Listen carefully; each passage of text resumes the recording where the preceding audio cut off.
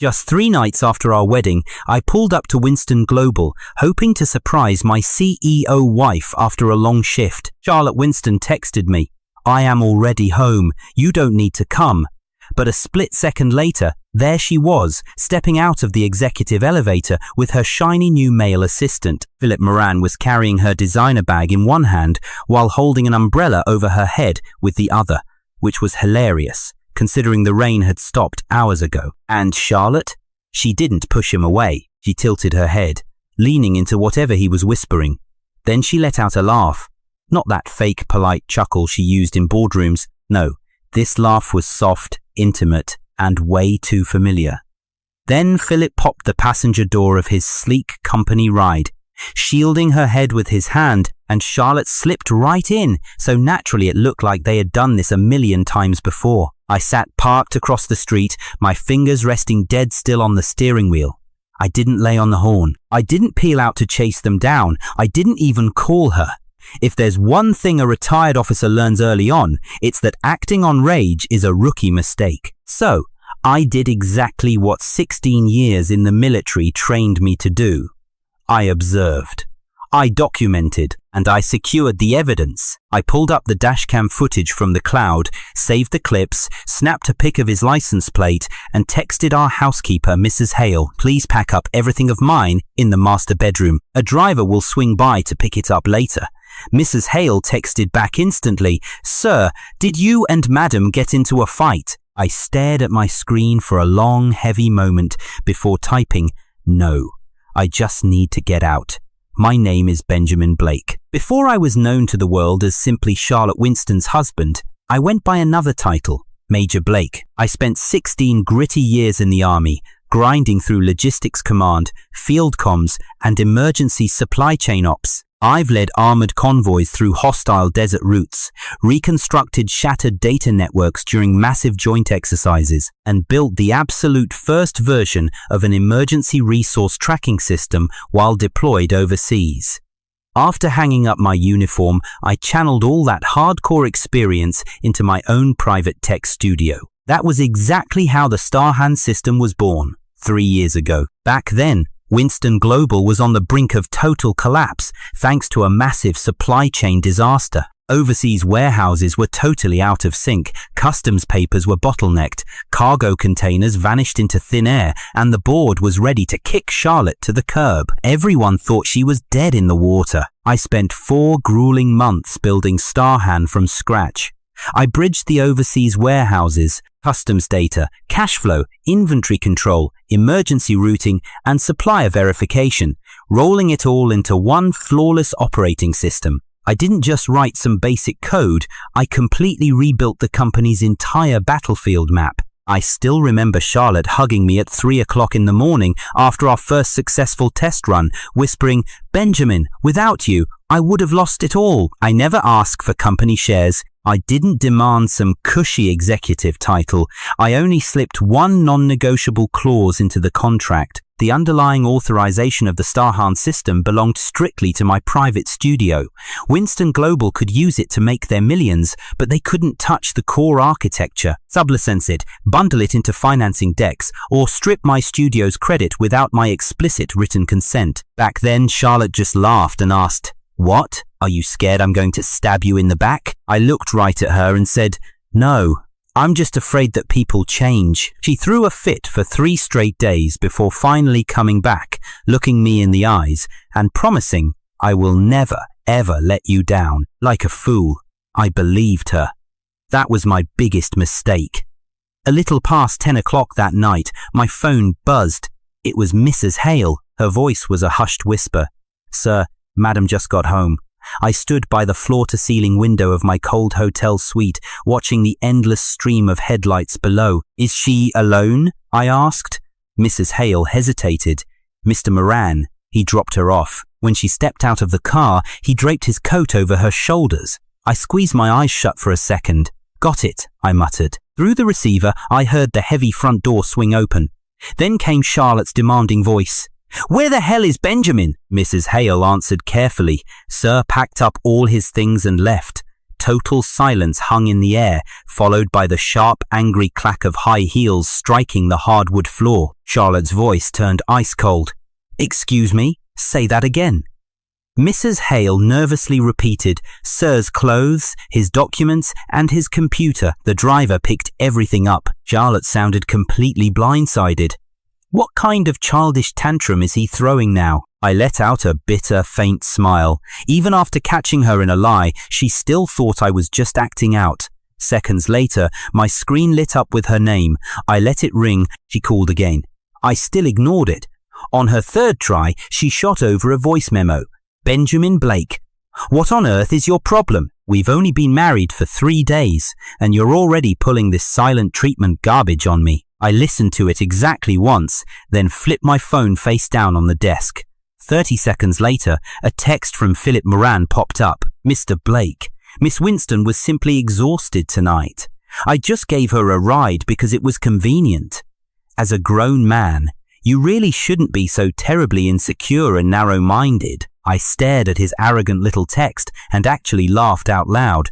The guy was sweating harder than Charlotte was. I snapped a screenshot and dumped it into a folder titled "Third Day of Marriage."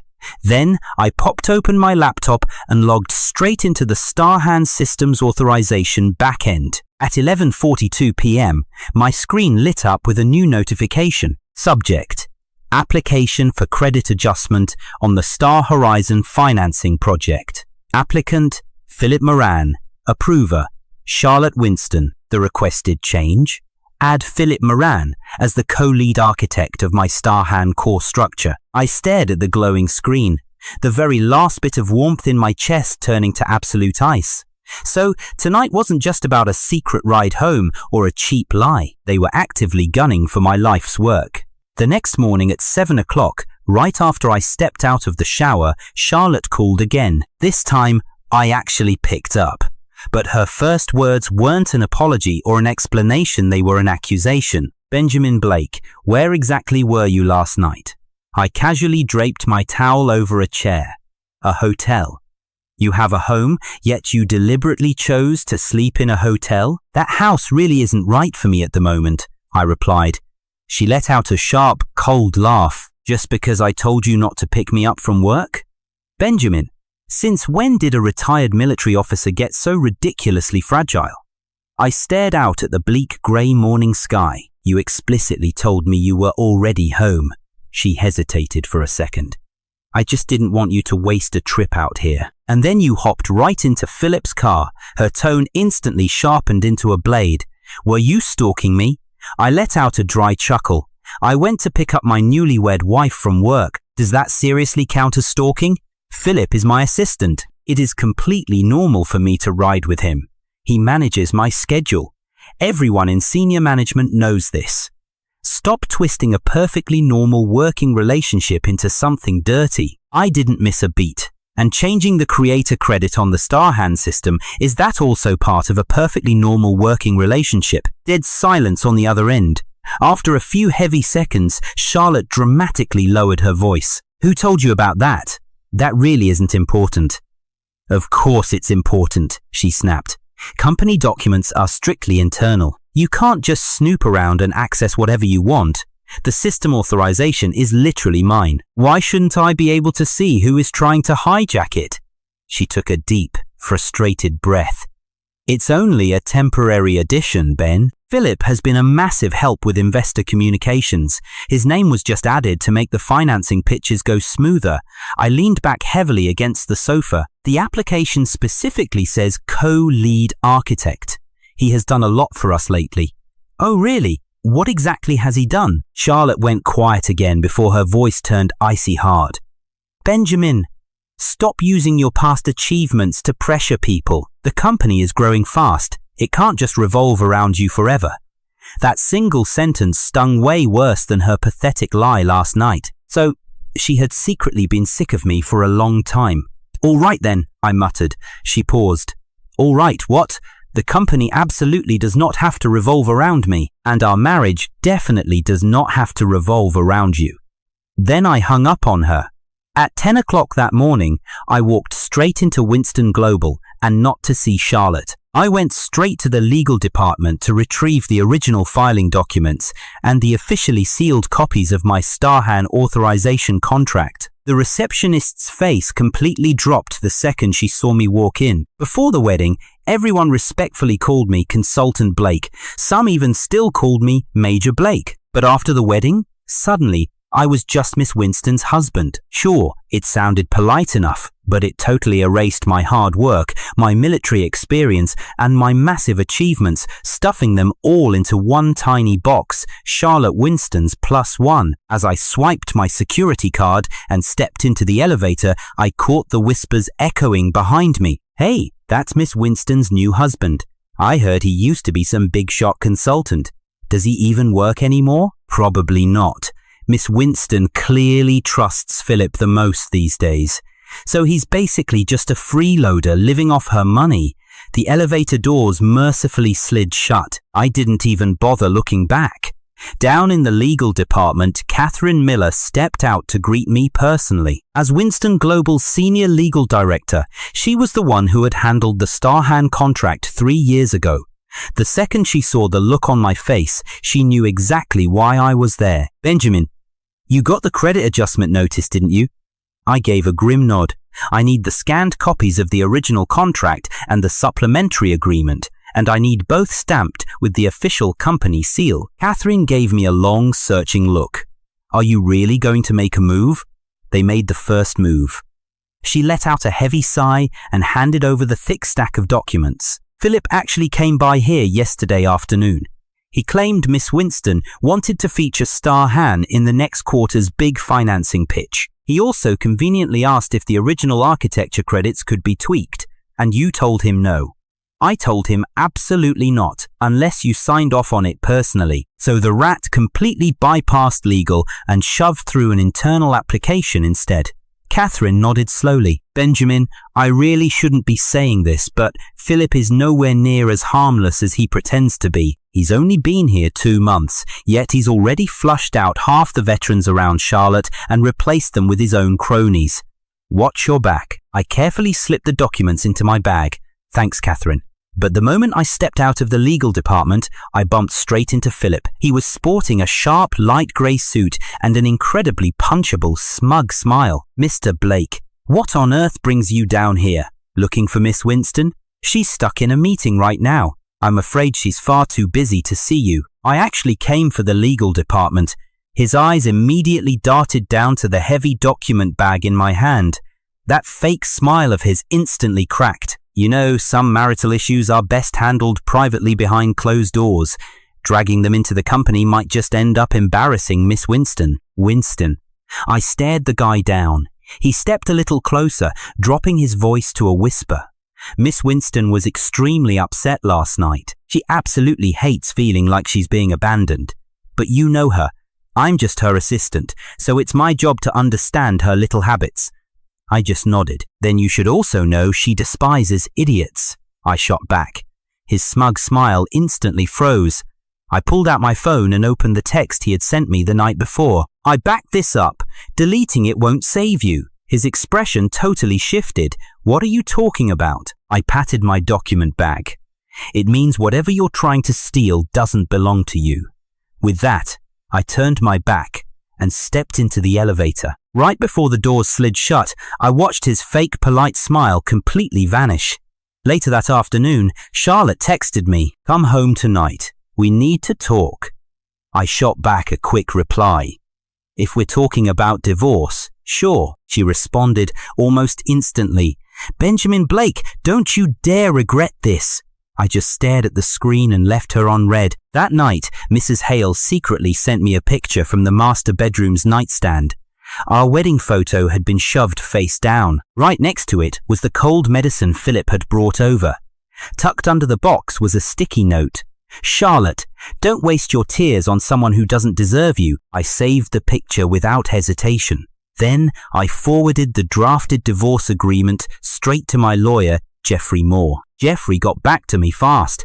"Mr. Blake, the prenuptial agreement, the project authorization, and the separation of personal assets are completely ironclad.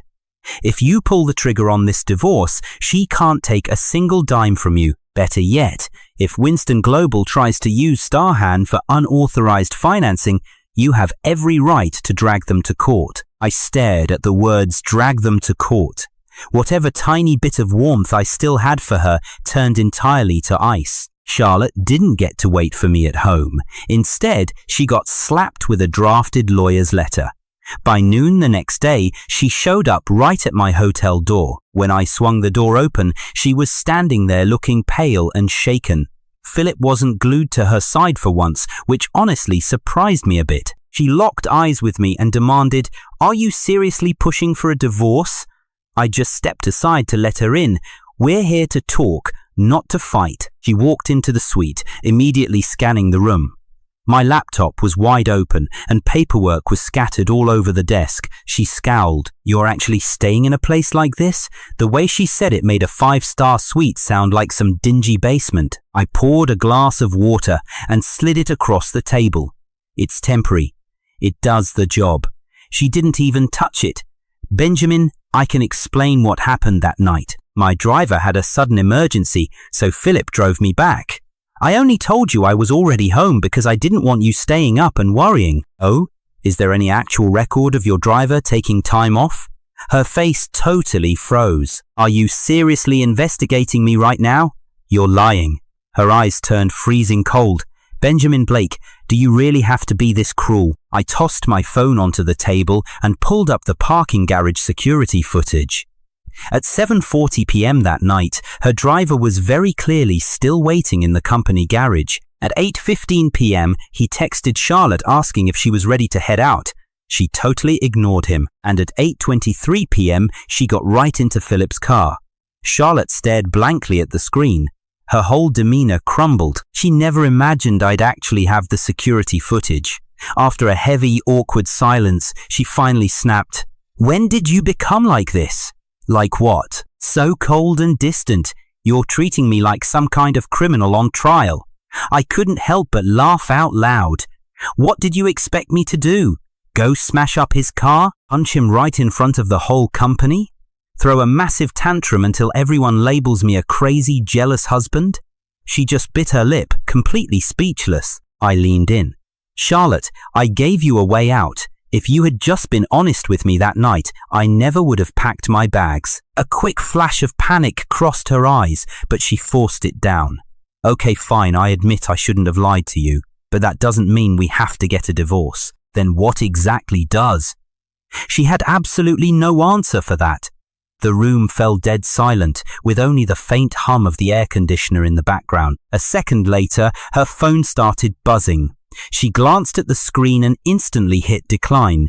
But the caller ID was plain as day. Philip Moran. She quickly flipped her phone face down on the desk. "Just come to my parents' house tonight for dinner. They really want to see you. There's absolutely no need for that."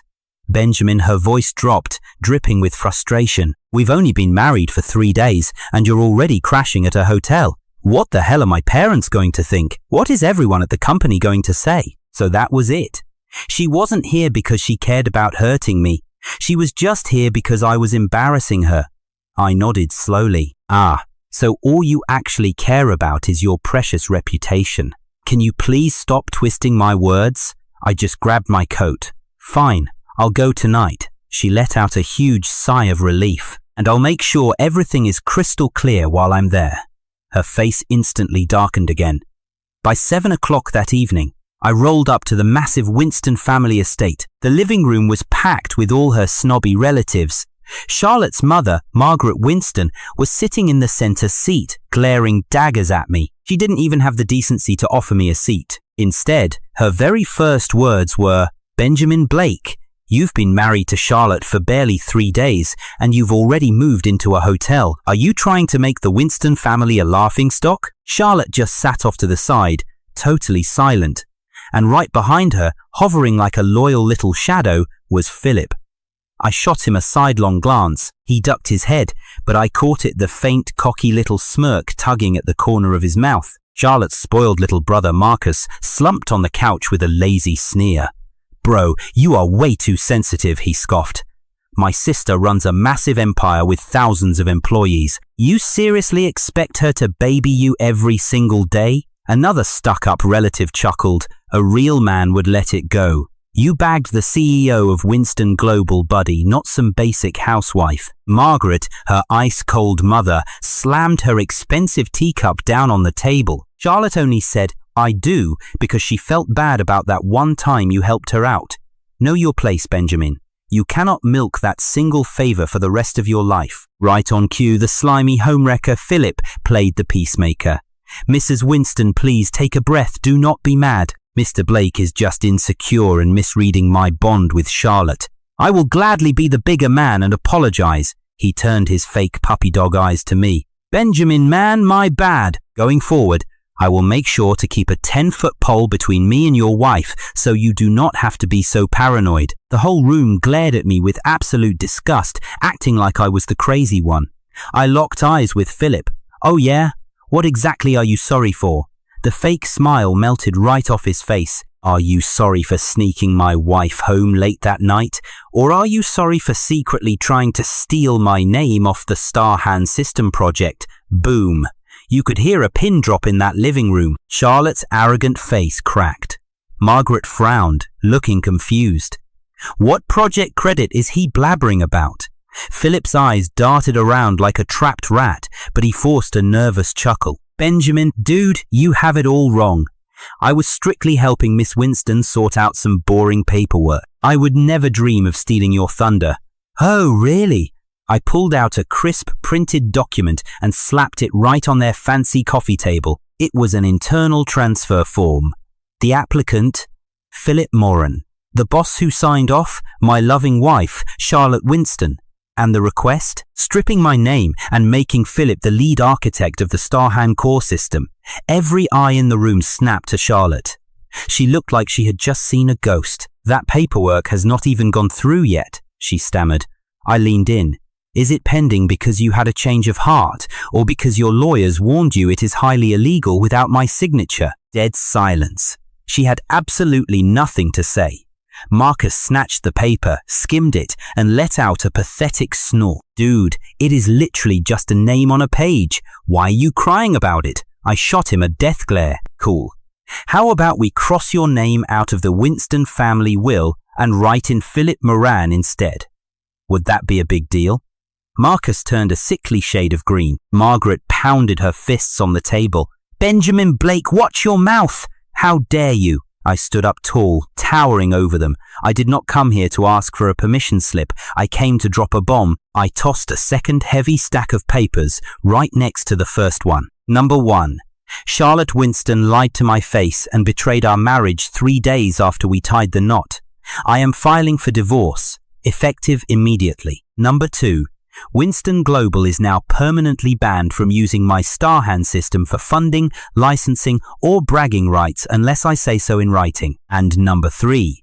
As of right now, I am yanking my personal backing for all 3 major overseas accounts tied to Charlotte's precious name. Margaret's jaw hit the floor. Charlotte jumped up like the couch was on fire. Benjamin, are you totally out of your mind? I stared dead into her panicked eyes. My mind has never been clearer, sweetheart. Philip started sweating bullets. Ben, bro, you cannot let a little personal drama destroy the whole company. I flashed him a wicked grin. Oh, so you admit it is personal now, huh? All the color drained right out of his ratty little face. I grabbed my jacket and strolled right out the front door like a boss. Charlotte sprinted after me into the courtyard, desperately clawing at my sleeve. Benjamin, please! Do you really have to blow this out of proportion? I stopped dead in my tracks. The only thing blown out of proportion was your massive lie, not me walking away. Tears started welling up in her lying eyes. I swore to you. Philip and I are just friends. There is nothing going on. I looked her up and down with pure disgust. Then why the hell did you hide it? She opened her mouth to spit out another excuse, but choked on her own guilt. Right then, my phone buzzed. It was Gordon Tate, the ruthless head of the overseas client accounts. Ben, my man, Gordon barked. I just got handed a shiny new pitch deck from Winston Global. They crossed your name out and slapped Philip Moran as the lead architect for the Starhan system. Are you in the loop on this garbage? I slowly turned back to look at the glowing, luxurious Winston mansion. I am now, I muttered. Gordon did not play games. 3 years ago, he flew in to check on Winston Global and almost shredded their multi-million-dollar contract because their supply chain data was an absolute dumpster fire. The warehouse stock was completely out of sync with the shipping logs. Their storage books did not match the customs papers at all. The entire overseas shipping route looked like a bloody war zone with zero leadership. I busted my back for 2 solid weeks, building the first Starhan system from the ground up and fixing every single shipping node myself. It was 3 in the morning and Gordon was practically drooling over the flawless data streams on my laptop. He looked at me and swore, "Benjamin, if you are not the guy running this show, I am walking away." Because of that, the ironclad contract literally spelled out that Winston Global could only keep the project if Benjamin Blake stayed on as the top dog in charge of the system. That rule was not just me flexing my ego, it was the only reason the client trusted them with a single dime. And now, Philip had stolen my spotlight. That was a fatal mistake that crossed the client's absolute bottom line. I spoke quietly into the phone. "Gordon, send me that deck right now." 5 minutes later, the file pinged on my screen. I clicked it open and actually burst out laughing. These clowns did not just swap the names, they straight up plagiarized my entire technical roadmap, copy-pasted my risk models, and passed off my genius overseas customs backups as Philip's brilliant solo ideas. The slideshow was flashy and expensive. And right there on the team page was Philip's smug, punchable face. Right beneath his mug was a shiny title, lead of the next generation Starhan upgrade and special assistant to the president of Winston Global. I scrolled down to the credits page. My name, Benjamin Blake, had been wiped completely off the map. Big mistake. Only one vague sentence remained. Early external advisory team involved in foundational setup. Wow, external advisory team. I stared at those words for a long time. It turns out you don't need a weapon to completely erase a person's existence. A single PowerPoint presentation is more than enough. I called Catherine, and she picked up on the first ring. I was literally just about to call you. The new pitch materials? They've already been sent to 2 major investors, and Philip's name is all over them, I said. Who sent them out? The president's office, she replied. I paused. Does Charlotte know? Catherine hesitated. She was CC'd on the email. I immediately checked the email header. Sure enough, Charlotte's name was sitting right there, and she didn't even try to stop it, I muttered. Catherine, I need you to help me export all the version records of Starhan over the past 3 years. She caught on instantly. You want to prove who actually built this thing, not just that, I replied, my voice turning cold. I need to prove they illegally changed the authorized entity without my permission. Catherine inhaled sharply. Benjamin, if you pull the trigger and start formal accountability now, next week's massive financing roadshow might get completely suspended. I know exactly what I'm doing. Are you absolutely sure about this? I stared coldly at Charlotte's name in that CC field. She knows too. At 2 o'clock that afternoon, Winston Global held an emergency project meeting.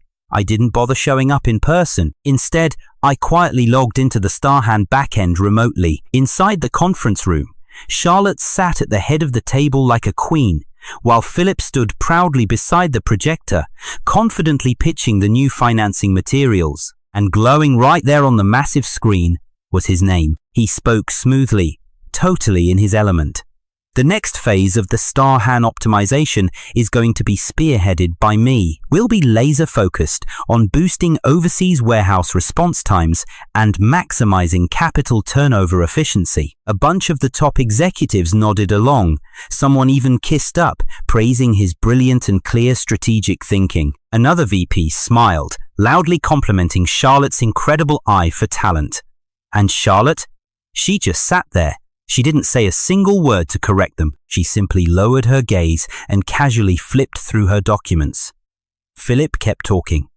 The Starhan system still has some clunky traces of its outdated older version. Moving forward, we are going to fully upgrade the architecture to completely eliminate our reliance on external personnel. External personnel. There it was again. Smirking, I hit enter on my first command. Boom. The giant meeting room screen violently flickered. Philip froze mid-sentence. A few tense seconds later, a massive, blinking permission alert hijacked the display. Warning: unauthorized change in core developer detected. Project presentation permissions have been temporarily locked. The entire room erupted into chaos. Philip's smug face instantly turned ashen. He started frantically clicking his mouse, but then a new line of text popped up. Original authorized owner, Blake Studio. Current authorization status, pending review. Every single person in that room saw my name in bold letters. Charlotte's head snapped up. Philip scrambled to save face, stammering, guys, it might just be a random system glitch. I'll get tech support on the line right away. But the very next second, the door flew open and the frantic head of the tech department burst in. He looked pale and panicked. Assistant Moran, this isn't a glitch. It's an ironclad protection mechanism triggered by the system's underlying authorization code. We literally do not have the clearance level to bypass it. You could hear a pin drop. The conference room went dead silent. Slowly, Charlotte turned her gaze straight toward the security camera. She knew exactly who was pulling the strings. My phone buzzed, she was calling. I ignored it. A second later, a text popped up. Unlock it right now. We will talk about this tonight. I typed back, effortlessly cool. Restore my proper credit first. If you've got a problem with that, tell your legal team to hit me up. Barely 3 seconds passed before my phone started ringing again. I let it ring. Back in the room, Philip was desperately trying to keep his cool.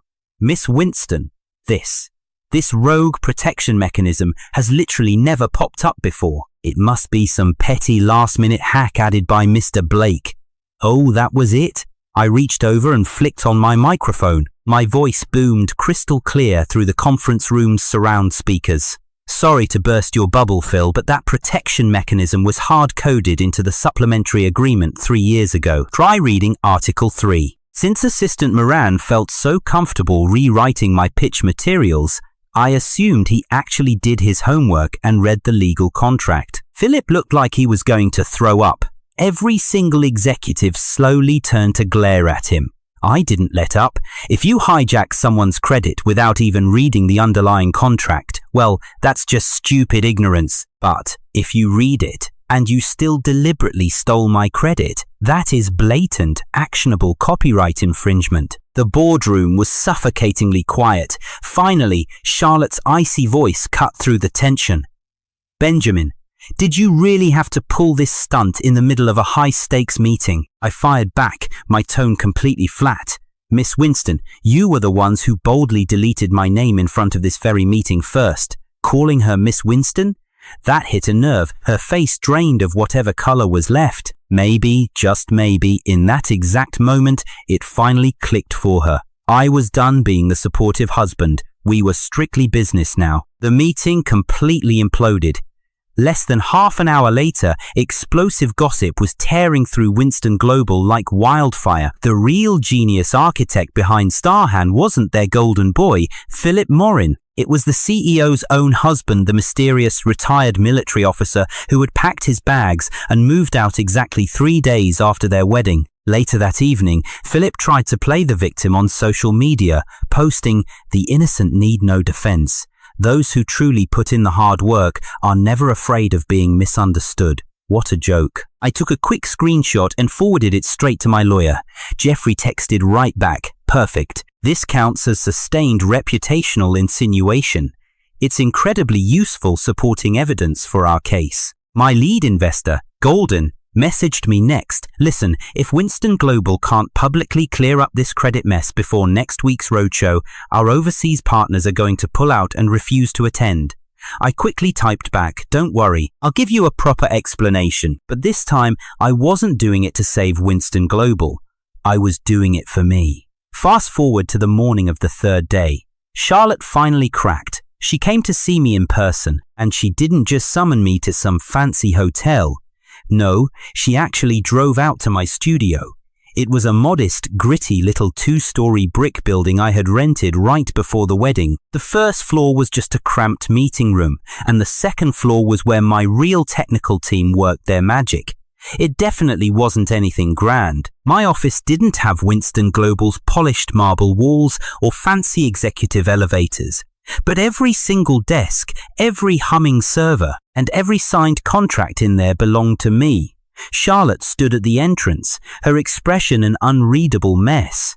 She hardly ever set foot in this place before. She always complained the space was way too cramped and chaotic, definitely not the kind of place where big things could happen. But she conveniently forgot that the entire Starhan system was built from the ground up right in this cramped, messy room.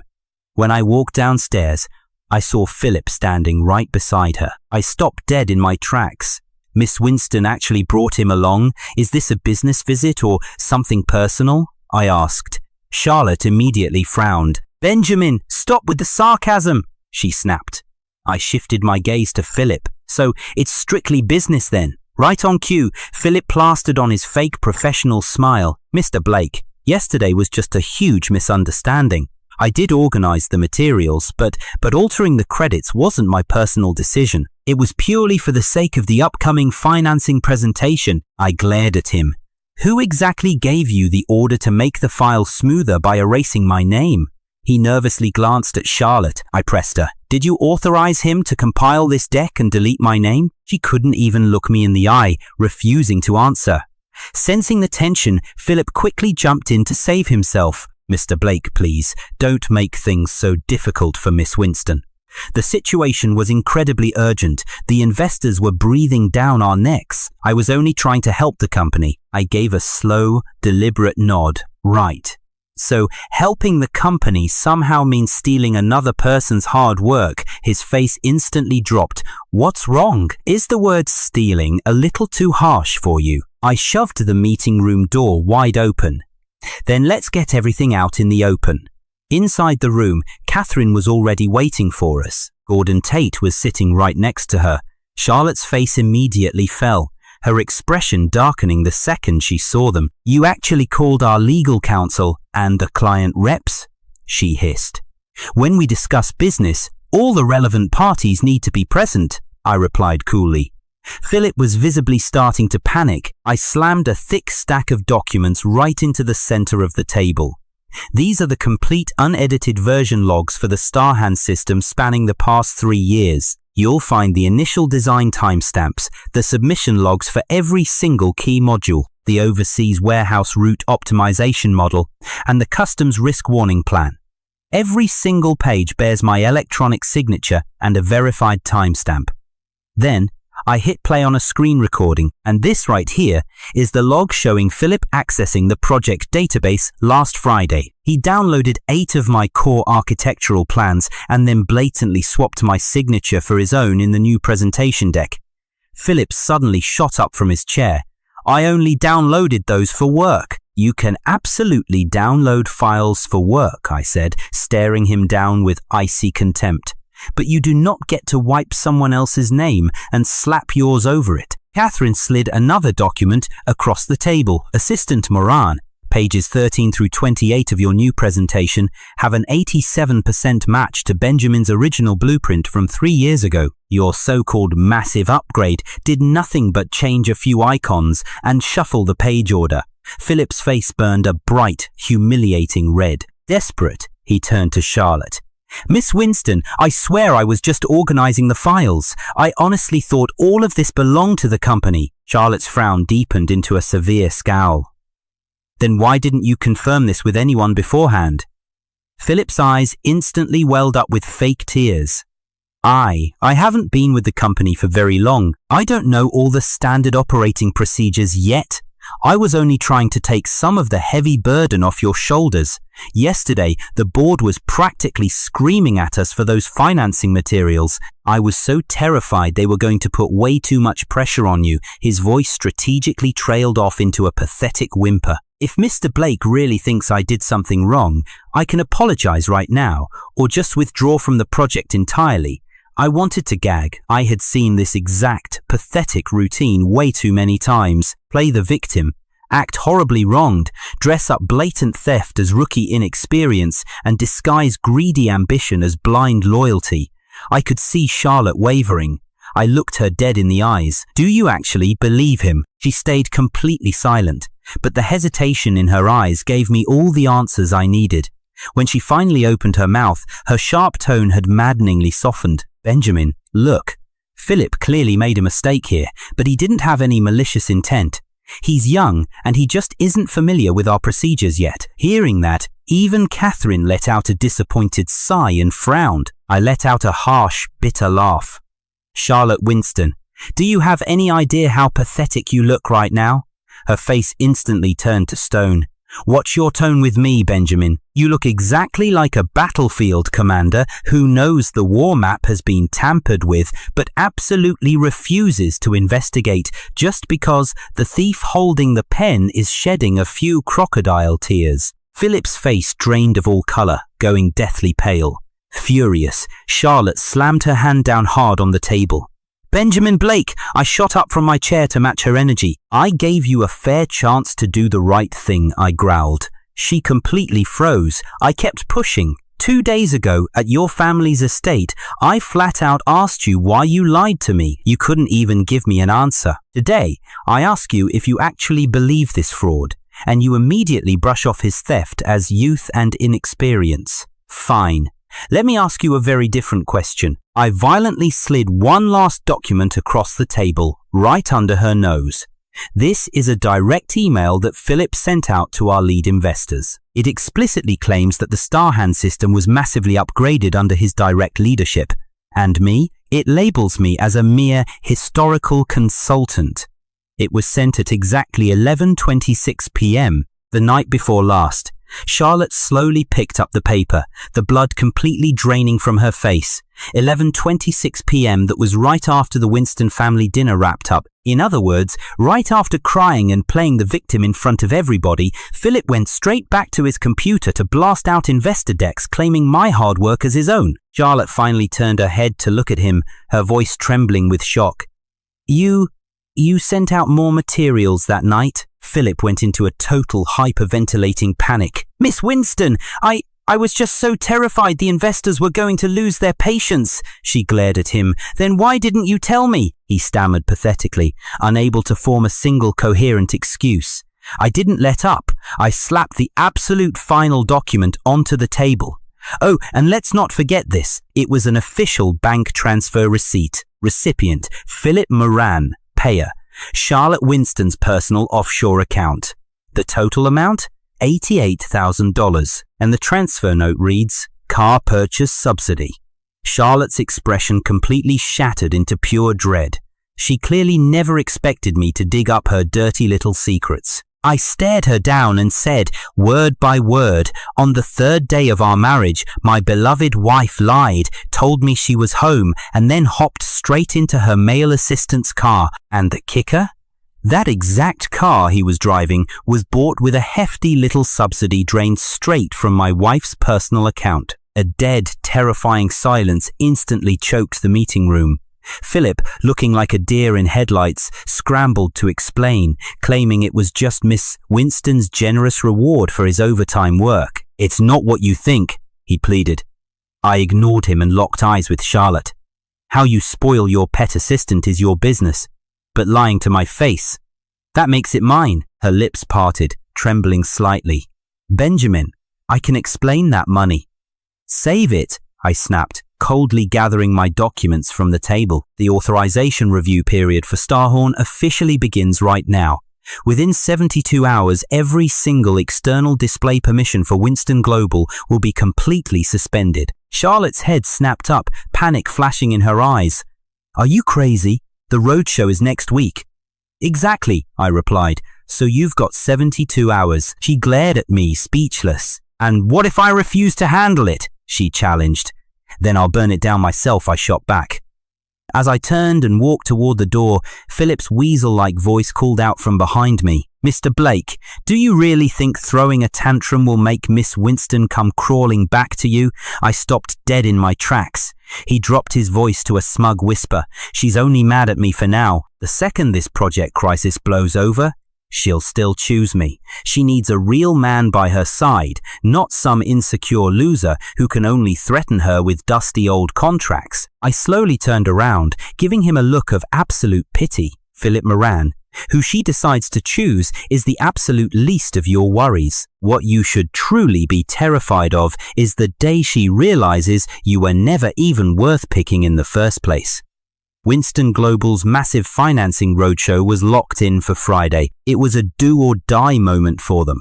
If it was a success, the company would easily secure $1.6 billion in fresh new financing. But if it tanked, their grand overseas warehouse expansion would completely choke on its own broken cash flow. This was Charlotte's ultimate nightmare, and I knew it. Hell, she knew that I knew it. So she was fully aware this wasn't some empty threat. I was simply reaching out and taking back exactly what belonged to me. Over the next 2 days leading up to the roadshow, Charlotte went totally radio silent. Her little lapdog Philip, however, suddenly got incredibly bold. He started spreading venomous rumors through the entire company, claiming I was sabotaging the project just to get back at my wife over some petty marital drama. He whined that I was fiercely jealous of Charlotte promoting fresh talent and that I was weaponizing outdated contracts to hold the entire company hostage. When the office gossip finally reached my ears, I was busy organizing hard evidence with Catherine. She let out a dry, angry laugh.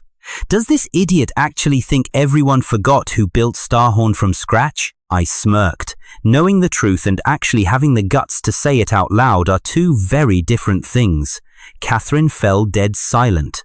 Massive corporations never lack the truth. What they lack are people brave enough to stand beside that truth before a clear winner is crowned. Later that afternoon, Catherine forwarded me a spicy screenshot from the president's office internal group chat. In it, Philip had boldly typed, "Mr. Blake has been severely emotionally unstable lately. Please try to avoid provoking him, everyone. Don't worry, I'll find a way to stabilize Starhorn." A total kiss-ass replied, "Thank you so much for your hard work, Assistant Moran." Another absolute sheep chimed in, "Ugh, men are so ridiculously terrifying when they get insecure and jealous." I calmly saved the screenshot and forwarded it straight to Jeffrey. His reply was a single heavy word: enough. Finally, at 8 o'clock that night, Charlotte's name lit up my phone. When I answered, her voice sounded utterly drained and exhausted. "Benjamin, please, just come to the roadshow tomorrow." "Oh? And in what capacity exactly?" I asked. She paused, hesitant. After a long, agonizing moment, she finally caved. "As the true, original architect of Starhorn. Not as some random historical consultant." Another heavy silence hung in the air between us. "I'll force the marketing team to change all the materials back," she promised. "Philip won't be allowed anywhere near the Starhorn presentation." "Is that enough to make you happy?" she sighed. "What about the official statement?" I pushed back. Her patience snapped instantly. "Damn it, what else do you want from me?" I didn't miss a beat. First, issue a public apology stating that stealing my credit was a massive mistake. Second, permanently withdraw every single piece of investor material you've already sent out. Third, strip Philip of his position and kick him off the Starhorn project entirely. And fourth, I want risk control to audit every single one of his download records. The line went completely dead for several agonizing seconds. Then she whispered, "Do you really have to completely destroy him?" That one single sentence, that was the moment my heart went cold, and I gave up on her forever. Even now, with her company on the brink, all she cared about was protecting her precious Philip. She didn't give a damn about how it felt to have my own life's work violently ripped away from me. I gripped the phone. "Tell me something, Charlotte Winston. If someone had mercilessly erased your name from your own legacy today, what would you do?" She didn't dare say a word, so I answered it for her. "You'd destroy them. You would make sure that person was thrown out of the company in absolute disgrace. I could hear her ragged, suppressed breathing through the receiver. I am only asking for him to be removed from my project, and you still think I'm the monster going too far. Benjamin, she pleaded weakly. I'll be there tomorrow, I finally said. Before she could thank me, I cut her off. But make no mistake, I'm not doing this for you. I'm doing it to protect my project. The roadshow kicked off the next day at a luxury hotel downtown. The massive hall was packed to the brim with hungry investors, global partners, and flashing media cameras. Charlotte commanded the stage in a sleek black suit, looking as fiercely beautiful and untouchable as ever. Philip was barred from the stage, reduced to sitting on the far edge of the front row with a violently dark scowl on his face. But the moment I casually strolled into the room, a wave of heads snapped in my direction. For years, at high-stakes corporate events exactly like this one, I was always the ghost standing quietly in the shadows behind the scenes. Charlotte was the face delivering the polished, glamorous speeches, while I was the backbone quietly running the entire system. But today was the very first time I stepped completely into the blinding light. Suddenly, Gordon Tate spotted me and stood right up to shake my hand. Benjamin, damn, it's been a long time, no see, he boomed cheerfully. The entire room noticed the interaction, and the smug expressions on the executives' faces shattered instantly. You see, Gordon wasn't just some run-of-the-mill client rep. He was the absolute most critical overseas channel representative, deciding the fate of this entire financing round. By standing up to greet me like an old friend, he was publicly throwing his massive weight right behind me. And up on that stage, Charlotte saw every single second of it. A wildly complicated mix of shock and regret flashed fiercely across her eyes. Despite the tension, the first half of the roadshow kicked off without a hitch. The moment the presentation hit the Starhorn system, Charlotte froze, her eyes locking onto mine in the crowd. This was it, the very heartbeat of Winston Global's international comeback, the tech that kept her empire alive, and the mastermind who built it from scratch. Me, Benjamin Blake. My name flashed across the massive screen, sending a shockwave of whispers rippling through the hall. Philip's smug face instantly twisted in anger, while Charlotte swallowed hard and kept talking. She nervously admitted there were, quote, inaccuracies in the earlier credit reports, claiming the company had launched an internal review. Notice how she conveniently left out Philip's name. I knew it. Even backed into a corner, she was still desperately trying to shield her golden boy. But these heavy-hitting investors were not idiots, and during the Q&A session, the very first investor grabbed the mic and went straight for the throat. He said, Miss Winston, since the core licensing for Starhorn doesn't actually belong to your company, how on earth can you guarantee system stability after we hand over our money? Charlotte shot me a panicked, pleading look. This was the exact trap she lured me here for. She desperately needed her discarded husband to be her safety net. I calmly picked up my microphone. I let the silence hang for a second before saying, the licensing contract between Starhorn and Winston Global remains legally binding. As long as this company actually respects the legal boundaries of that license, you will not have to worry about system stability. I watched Charlotte let out a massive sigh of relief, but my next words completely shattered her world. However, Winston Global recently made completely unauthorized changes to the project credits and fed you false information. Because of this massive breach of trust, I have officially requested a full legal review. The results of that review will decide if I ever grant them another system upgrade again. The entire hall went dead silent. I wasn't blowing up her deal out of spite. I was exposing the hidden risks, and the shark-like investors immediately smelled blood in the water. One pressed further, asking, so, are there massive management failures inside Winston Global? I just smiled, setting my mic gently down on the table. I think that is a question best answered by Miss Winston herself. Instantly, every single eye in the room zeroed in on Charlotte. She stood frozen on the stage, her face draining of all color. For the first time in our entire lives, I had forced her into the brutal spotlight to clean up her own mess. The old me would have thrown myself in front of a bus to shield her from a tough question, but the old me was dead. Charlotte gripped the mic, her knuckles turning white as an agonizing 2 seconds ticked by.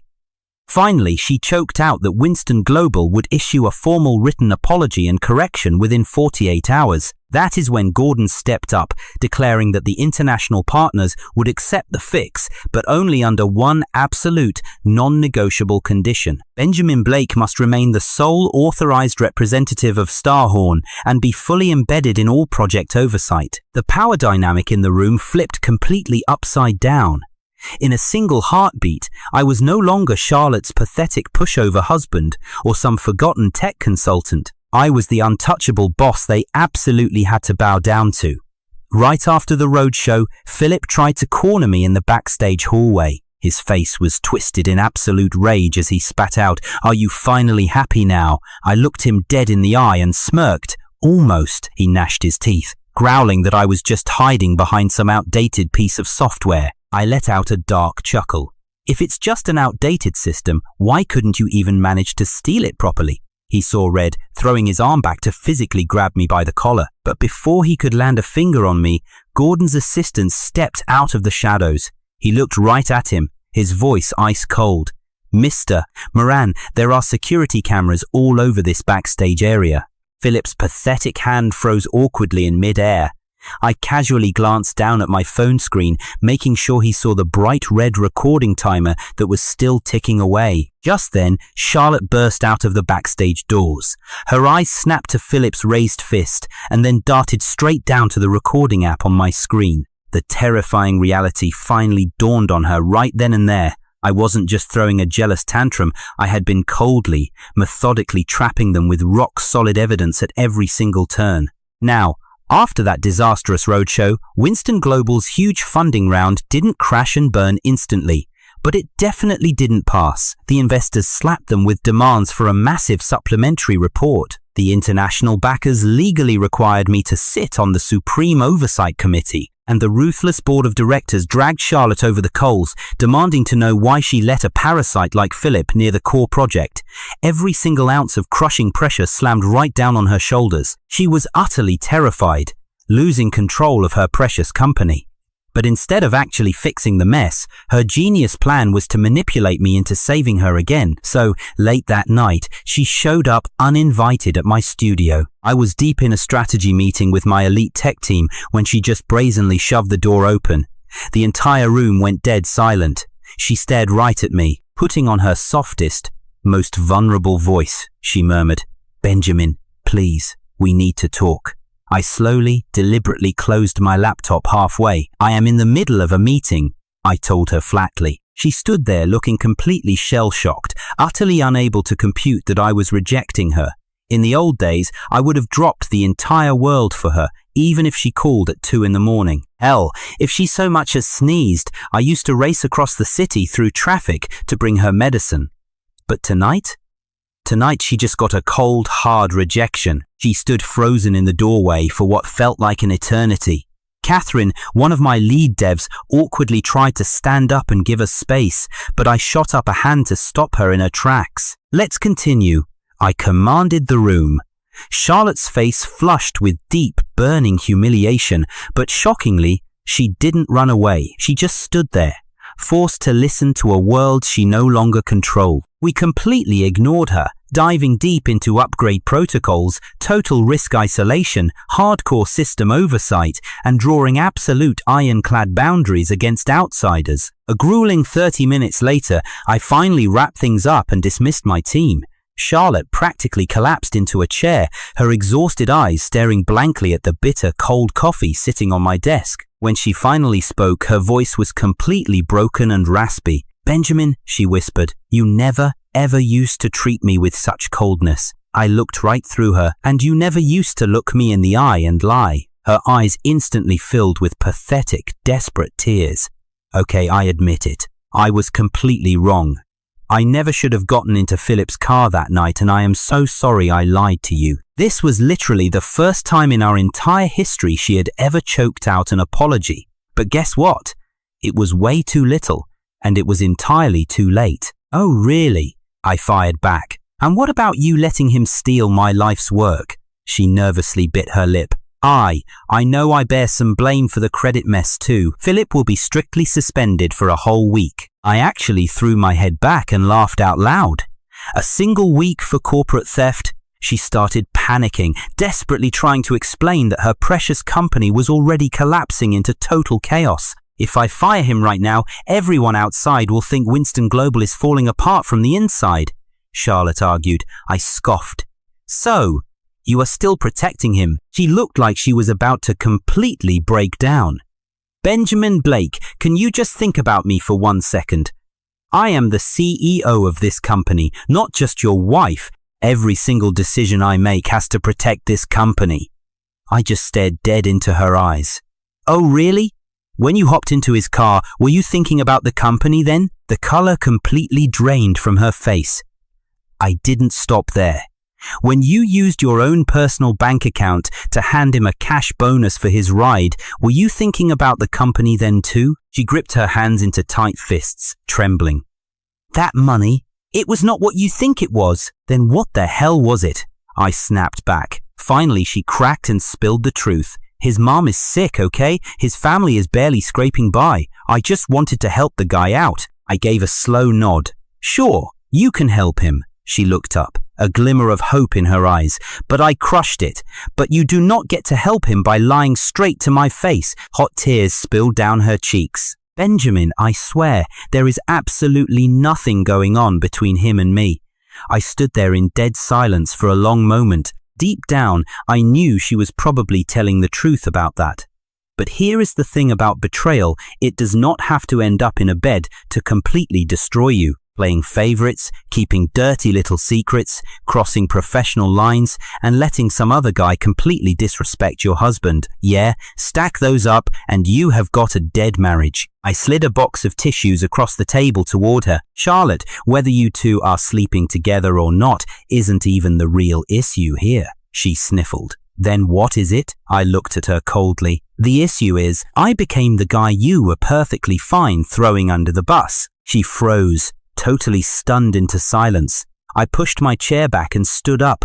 I have already signed the divorce papers. Look them over and have your lawyer call mine. As I turned to leave, she suddenly reached out and grabbed my wrist tight. I am not signing them.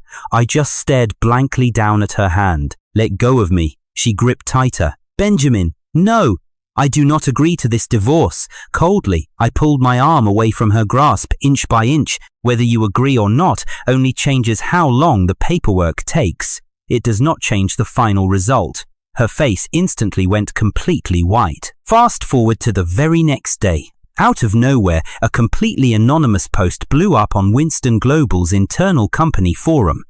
The headline was absolute clickbait trash. President's new husband wrecks company, funding out of toxic jealousy. Starhorn project might be killed by petty marital drama. The whole post basically painted me as some insane, controlling freak who forced his rich wife to fire her poor, innocent male assistant the second we got married. It heavily hinted that I was just using our marriage to steal project rights and totally blackmail the Winston Global Corporation. Honestly, the writing was pretty slick. There was not a single direct accusation in the whole thing, but every single sentence manipulated the reader straight into one obvious conclusion, that Benjamin Blake was a petty, greedy, jealous nutjob. The rumor spread like absolute wildfire. My phone buzzed. It was Charlotte, sounding totally frantic. Ben, I swear I did not post that. I know you did not, I replied calmly. She paused, surprised. Philip's whiny writing style is way too obvious. Dead silence on her end. I kept going. But the fact that he managed to post it anonymously means somebody handed him the admin keys to the internal forum. I heard Charlotte gasp. I will look into this right now, she stammered. No need, I said, pulling up the back-end data logs on my screen. I already caught him. The troll account used a temporary VIP pass straight from the president's office. Authorized by. Oh look, Charlotte Winston, she panicked and started rambling. Wait! I gave him that access weeks ago just to send out boring company updates, not to post a smear campaign. Well, Charlotte, This is exactly what happens when you blindly protect a snake. She was totally speechless. I didn't waste any time. I zipped up the screenshots and the server logs. I grabbed the admin records and forwarded the whole package to Catherine in HR. It was time to launch a full investigation for defamation and massive company policy violations. Catherine shot back a quick message. Got it. On it. The toxic post was scrubbed from the site by that afternoon, but the joke was on them. I had already downloaded the entire traffic history before they deleted it. Risk Control dragged Philip in for a little chat. He walked out, looking like he had seen a ghost. Yet somehow, Charlotte still did not have the guts to fire him. Later, Catherine slid a spicy little audio clip into my inbox. It was raw security footage of Philip running his mouth in the break room. His voice oozed with arrogance. Blake will not last much longer. Miss Winston is a total softie. If I just play the victim card a little harder, she will definitely keep me around. And once he is gone, the Starhorn project is all mine. I listened to the rat, clicked save audio, and instantly typed out a text to my soon-to-be ex-wife. Tomorrow at 3 o'clock sharp, right before the big board meeting, I am bringing you a special present. She texted back immediately. What present? I just smirked at the audio file on my screen. The ugly truth you have been closing your eyes to. Fast forward to the day right before the board meeting. Charlotte finally caved and let Risk Control do a massive background sweep on Philip.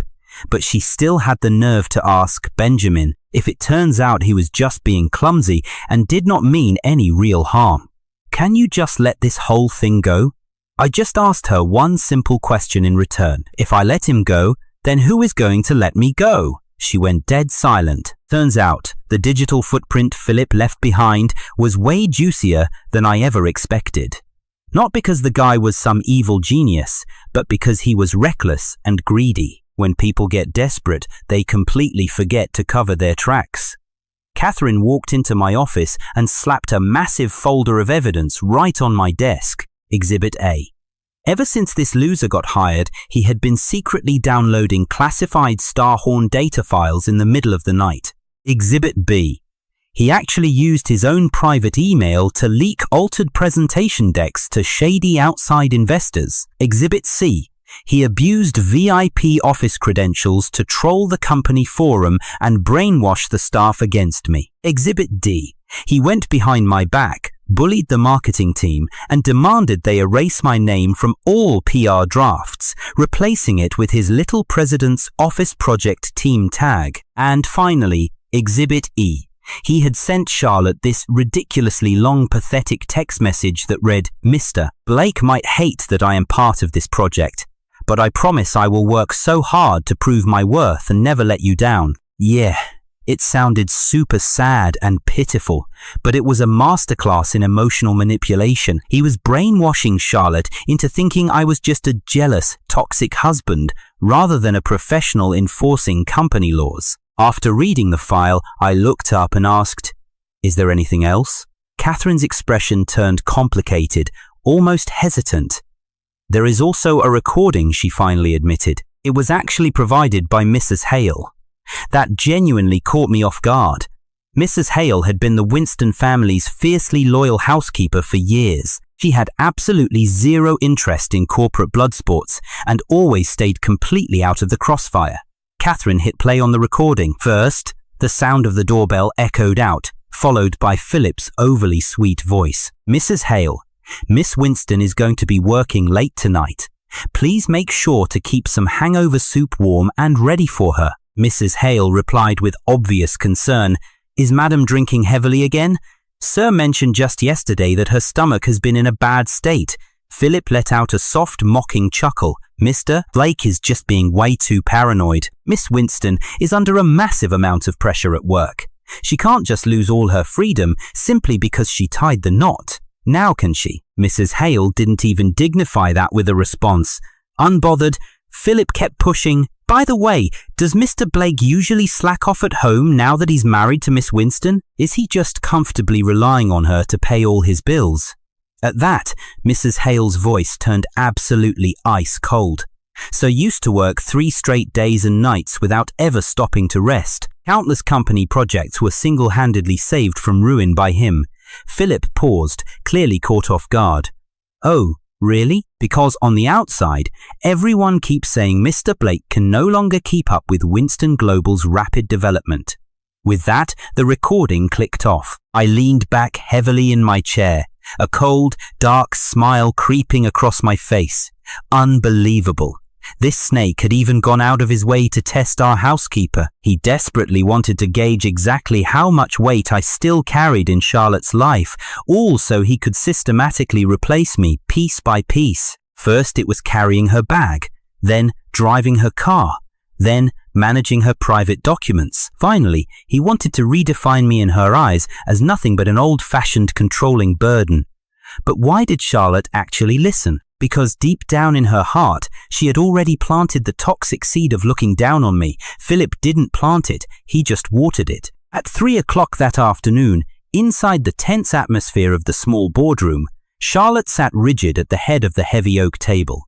Philip nervously occupied the observer's seat. Today, he was dressed modestly, completely stripped of that arrogant, sharp confidence he'd flaunted over the past few days. The second he saw me walk in, he actually stood up and murmured softly, "Mr. Blake, I severely overstepped my boundaries before. I am truly sorry. I didn't even look at him. I treated him like absolute empty air." Chairman Richard Winston, Charlotte's imposing father, sat silently on the other side of the room. He had never liked me. To a man like him, a retired officer with zero old money was completely unworthy of his precious daughter. In the past, I used to be way too exhausted to even argue with his prejudice. Today, his piercing gaze still held that same heavy, judgmental scrutiny. "Benjamin, dragging this petty drama into the boardroom benefits absolutely no one," he warned. I simply nodded. "Then let's finish and settle it for good today." Richard's frown deepened. "Young man, do not act so aggressively." Ignoring his warning, I slammed the flash drive down onto the table. "Chairman, you can judge for yourself after you've seen the evidence." The boardroom lights dimmed to a dramatic low. The very first clip on the screen exposed the raw submission records of the original Starhand system. Every single line of code clearly carried my name as the true author. The second file was undeniable proof, showing Philip secretly downloading, copying, and hastily revising my hard work. The third slide brutally displayed the exact similarity comparisons between my old plans and his stolen presentation pages. The fourth piece of evidence completely exposed the traced back-end server records, linking directly to his malicious anonymous forum posts. The final nail in the coffin was the breakroom audio recording, Philip's own smug voice. "If I play the victim just a little bit more, she will definitely keep me around," echoed loud and clear through the dead silent boardroom. All color instantly drained from Charlotte's face, leaving her completely pale. Philip shot up from his chair in a blind panic. "That recording is fake. It's been edited." Without missing a beat, Catherine smoothly opened the official forensic report on the screen. The third-party audio analysis explicitly confirmed absolutely zero signs of tampering or editing. Philip's lips began to tremble uncontrollably. Desperate, he whipped his head toward Charlotte. "Miss Winston, please, you have to believe me. I was only venting my frustrations. I only said those awful things because I was being pushed way too far." Charlotte stared blankly, unable to even answer him. Showing no mercy, I hit play on the final, most devastating clip, crystal clear security surveillance footage from the company parking lot. Right before getting into Philip's passenger seat, Charlotte was shown glancing down at her glowing phone screen. Zoomed in and enhanced, my incoming text message was perfectly clear. "I am downstairs right now. I'm coming to pick you up." She clearly read it. She coldly chose not to reply. Just a few agonizing seconds later, she typed back a blatant lie. "I am already home." Then, without a second thought, she slipped right into Philip's waiting car. The boardroom fell so incredibly quiet that you could practically hear every single heavy breath in the room. Sure, this specific video had absolutely nothing to do with corporate business interests, but it ruthlessly nailed the coffin shut on every single one of her lies. Charlotte just sat there, paralyzed, staring at the screen as her eyes slowly turned bloodshot. Like a drowning rat, Philip tried to struggle one last time. That day, Miss Winston only asked me to, I immediately cut him off with a voice like thunder. Shut the hell up! It was the very first time I had ever openly ordered him to shut his mouth in front of the entire executive board. He instantly froze in terror. I slowly turned my cold gaze back to Charlotte. Do you honestly still think he's just some innocent young kid, totally unfamiliar with corporate procedures and completely without any ill intent? Her lips trembled violently. She couldn't even form a coherent answer.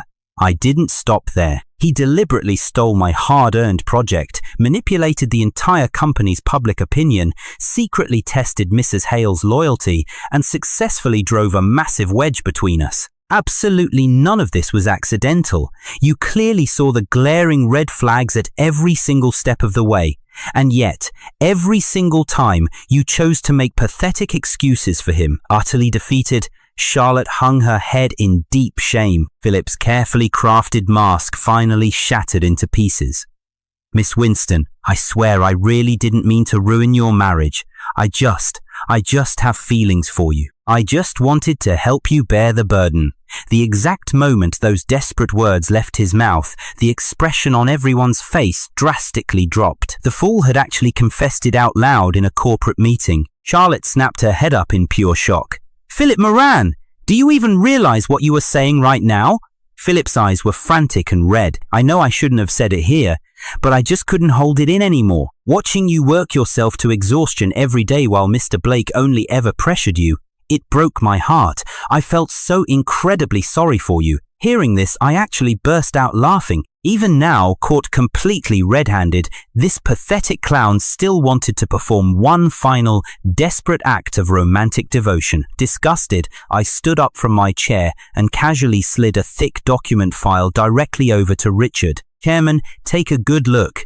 This is Philip's private contact record with our biggest rival, Stanton Capital, from way before he ever set foot inside Winston Global. Philip's face instantly went as white as a ghost. Charlotte froze in her seat as well, absolute horror dawning in her eyes. I clicked my remote, pulling up a massive screenshot of an undeniable email on the projector. Long before joining Winston Global, this so-called devoted assistant had secretly sent his resume straight to Stanton Capital. Right after this snake got hired, he literally forwarded Winston Global's entire financing timeline and project catalog straight to the enemy using his personal email. Philip panicked, screaming, "Those aren't trade secrets." I just stared at this pathetic clown. "Legal will be the judge of that," Catherine snapped right back. "This is more than enough to trigger a full internal investigation and see if the cops need to get involved." Philip's knees practically gave out on him. He desperately clung to the back of his chair just to stay standing. Just 5 minutes ago, this guy was running his mouth about true love. Now, only pure, unadulterated fear was left. Charlotte finally dragged herself to her feet, her voice completely shocked. "Philip Moran! Effective immediately. You are suspended pending a full investigation," she rasped. I shot her a freezing glare. "Just suspended?" She met my eyes, tears literally welling up. "Benjamin," I just calmly packed up my laptop. Even now, she still couldn't bring herself to crush him completely. Without another word, I turned on my heel and walked out. She chased after me for 2 steps, but I didn't even bother looking back. With Philip suspended, Winston Global seemed quiet for about 2 days, but the real nightmare was just brewing. Bombshell news suddenly dropped from Stanton Capital. Those rivals had already snagged Winston Global's entire financing playbook in advance. Even worse, they were plotting to launch a copycat product the exact day after Winston's massive roadshow. Basically, Winston Global's entire top-secret business timeline had been completely exposed to the enemy. The board of directors absolutely lost their minds. Richard Winston himself practically begged me on the phone, his tone 1,000,000 times more respectful than before. "Benjamin, the board is begging you to come back," he pleaded. "I don't work for Winston Global anymore," I replied coldly. "But the Starhand project desperately needs you," he insisted. I actually laughed out loud. Just a week ago, they treated me like I was nothing but Charlotte's useless husband. Now, suddenly I was their savior. People are so incredibly fake. When they can't see your true worth, they treat you like absolute trash.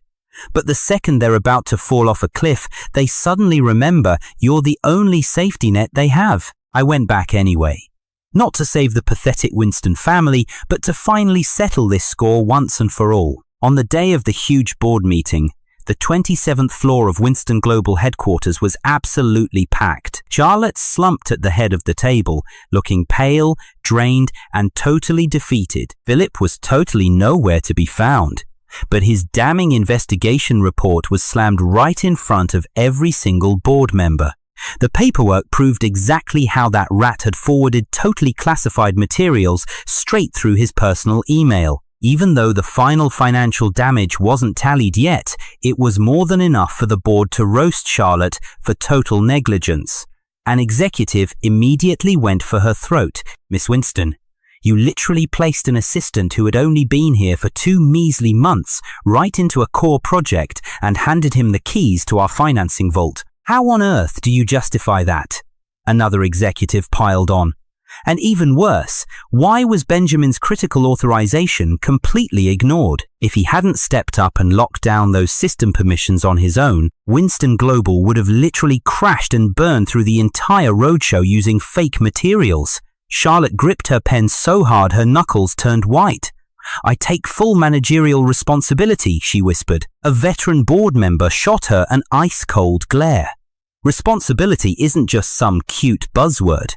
If this massive financing fails, who is going to tank the cash flow nightmare? The air in the room felt absolutely freezing. Richard looked over at me, desperate. "Benjamin, please, go ahead." Every single eye in the room snapped right to me. I casually flipped open my file. "I've got 3 simple demands. First, my Starhand project can stay licensed to Winston Global, but we are signing a strict new contract with hardcore oversight clauses. Second point, every single piece of external project material has to be ruthlessly reviewed by both my personal studio and Winston Global's legal team, no exceptions. And third, Philip Moran's little espionage act goes straight to legal with zero internal mercy." Charlotte's head violently snapped up. She knew exactly what I was doing. No mercy meant she had absolutely zero power to protect her precious boy toy. Richard stayed dead silent for a few intense seconds before sighing. "Agreed." Charlotte's face drained to a sickly ghost white. The absolute second Richard nodded, her total authority in the company was slashed, and she was the one who handed over the blade. "Oh, and one more thing," I continued smoothly. "There is a little personal matter I need to clear up right now." A few board members frowned in total confusion. I slapped a crisp copy of our divorce papers right onto the table. "Miss Charlotte Winston and I are officially in the middle of a messy divorce. Just to make sure no one confuses our dead marriage with my absolute control over the project authorization, I am making it crystal clear that the Starhand rights are my property alone. They are not marital assets, and this divorce won't touch them." The entire boardroom was completely shell-shocked. Charlotte looked like she was going to pass out. "Benjamin Blake," she hissed. It was the absolute first time she had ever lost her cool in front of the board. I didn't even give her the satisfaction of looking at her. This is honestly the safest bet for Winston Global anyway. One of the top directors slowly nodded. "He's absolutely right. We need a hard boundary," the director agreed. Another chimed in. "We cannot let your personal drama nuke this multi-million-dollar project." Charlotte just sat there, looking like reality itself had violently crushed her. She honestly thought that as long as she refused to sign, I would stay trapped like a loyal dog. But now, even her own board of directors was demanding we split up. It finally hit her that me walking away wasn't just some emotional tantrum anymore. It was a cold, hard business decision backed by every single major stakeholder. Right before we wrapped up, Catherine stood up and delivered the final blow. "Philip Moran is officially fired. And trust me, we are tearing his life apart to investigate this data leak." Charlotte didn't even try to object. She literally couldn't. But after the bloodbath, she cornered me in the hallway. "Did you seriously have to drag our divorce into a massive board meeting?" she demanded. I stopped dead in my tracks and smirked. You had no problem scrubbing my name from the company's files. Why can't I set the record straight in front of your precious board? Tears were streaming down her face. I know I was wrong, she choked out. I just stared at her, completely numb. No, I said, you only know you're wrong because you lost control of the situation. Her face completely froze. But I wasn't done. If Starhan hadn't locked down those system permissions, if the investors hadn't backed you into a corner, and if Philip hadn't made an absolute mess of everything, would you actually think you were wrong? She couldn't even answer me. We both knew the ugly truth. She wouldn't have. She would have just thought I was overreacting again. She would have brushed it off as me being paranoid and insanely jealous. She would have accused me of making a toxic scene over a simple assistant. I turned my back and walked straight toward the elevator. But suddenly, she threw her arms around me from behind, clinging on for dear life. Benjamin, please, don't go. Employees were still lingering in the hallway. The whole floor went dead silent, absolutely stunned. The untouchable president of Winston Global was openly begging the husband who had moved out just 3 days after their wedding. I knew this pathetic little scene would be the hottest office gossip in less than an hour. This was the same woman who used to obsess over her public image. Now, she didn't give a damn who saw her like this. But I felt absolutely nothing. I just calmly pried her fingers off my jacket. Miss Winston, I said coldly, please have some self-respect. The second those words hit the air, she went entirely rigid. As the elevator doors slid shut, my last glimpse was of her standing alone in the hall, utterly broken, tears finally pouring down. Later that night, my old housekeeper, Mrs. Hale, sent me a text. Sir, Madam just sat in the master bedroom in the dark all night long. She kept rearranging all your wedding photos, crying, asking me if this was how you used to wait up for her every night. Reading that message didn't give me some grand sense of revenge. Honestly, I was just so completely exhausted. It's funny how people desperately dig through the past only after they've ruined the present. But no amount of digging can bring back what's already dead. The investigation into Philip took a wild turn soon after. That tragic, critically ill mother he was crying about? A total scam. Sure, his mum wasn't in great health, but she definitely didn't need immediate, life-saving surgery. The $88,000 Charlotte handed him out of pity? He blew it on a massive down payment for a luxury car and a flashy designer watch. It was the exact same watch he had smugly flexed in front of my face. I remembered what he said back then. Miss Winston insists her personal staff shouldn't look cheap. I hadn't even given him the satisfaction of a response back then. But looking back, every single little jab was calculated. The guy knew Charlotte's blatant favoritism was tearing me apart. He wanted me to snap, to lose my cool in front of her. The moment I did, he could play the victim and paint me as the toxic, controlling husband. Well, tough luck for him, because I never gave him the satisfaction. The day the final fraud report dropped, Charlotte showed up at my door. She looked like a ghost, clutching a thick file stuffed with Philip's bank statements, dirty emails, and deleted chat logs. She sank into the chair across from me, her voice barely a whisper. He was playing me this whole time. I didn't say a word. He said his mum was dying, and I just believed him. He told me you hated him because you were deeply insecure about my trust. And like an idiot, I believed that too. I looked her dead in the eyes. No, you didn't believe him. She snapped her head up, totally confused. You just believed exactly what you wanted to believe. Her eyes instantly welled up with tears again. What? What do you mean? She stammered. I mean, I replied flatly, you already thought I was holding you back. You thought I was trying to secretly undermine your power at the company. You were paranoid that once we got married, I'd start demanding control over your life. So when some slick assistant called me toxic and controlling, it fit your little narrative perfectly. All the color drained from her face.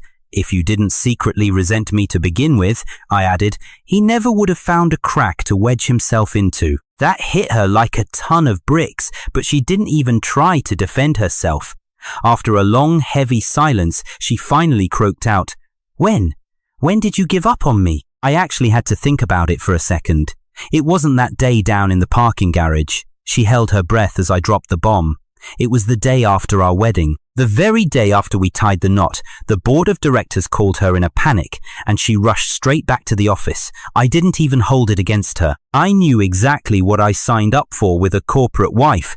That night, she texted saying she had a mandatory business dinner. She didn't roll in until 11 at night. I had been sitting on the couch, waiting the whole time. She stumbled through the door, reeking of expensive liquor. And who drove her home? Philip. Back then, he was just the shiny new hire. He practically carried her inside, shooting me this absolute snake of a smile. Mr. Blake, so sorry. Miss Winston had a little too much fun tonight. Please don't be mad at her. The absolute nerve. He spoke like he was her partner, like he had more right to explain her behavior than her own husband did. I looked at Charlotte, waiting for her to check him, but she saw absolutely nothing wrong with it. She just giggled and said, "Don't be mean. Philip took so many shots for me tonight. Like a fool, I went to the kitchen and made her hangover soup. She drank it, passed out, and that was that." The next morning, I calmly tried to set a boundary. "Charlotte, your assistant shouldn't be making himself that at home in our private space." She just rolled her eyes and frowned. "Benjamin, chill out. We literally just got married. Don't start playing the controlling husband card already." I remember those exact words burning into my brain. Hearing me repeat it now, Charlotte broke down sobbing all over again.